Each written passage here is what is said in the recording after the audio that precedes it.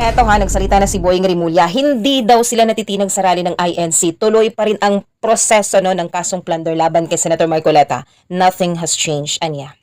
Okay, let's watch this. Reaction lang dun sa rally po na ginagawa ngayon ng INC in support ng Senador natin Marcoleta. They were saying po na ginigipit daw po ang senador, selective justice daw po. Hindi po selective. No such thing. It's not selective justice. Sir, ano pong masasabi ninyo doon sa premise nung protests ngayon ng Iglesia ni Cristo? Freedom of expression nila yan, pero it's their own premise. There's no selective justice in this country when it comes to all this. You don't...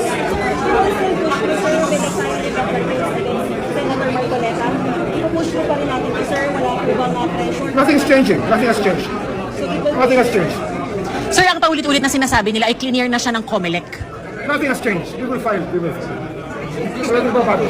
Siguro may This mensahe. has not changed anything. Sir, siguro may mensahe po kayo sa mga Wala akong mensahe. Basta sa akin lang, we will do our job. We will do our job. Gagawin namin yung trabaho. Sa mga contractors, pwede ka na ba silang pangalanan? Sino yung mga involved? Malalaman nyo naman lahat yan. When the cases are filed. Malalaman. We will inform the public. We're very transparent about it. Malalaman nyo lahat yan. Pero sir, tuloy this week, ang filing kay Senator Marcoleta. This week po. Sino hindi ko nakatingin? Okay din. Okay din. Nothing has changed. Okay? Okay, sir. Okay. Thank you.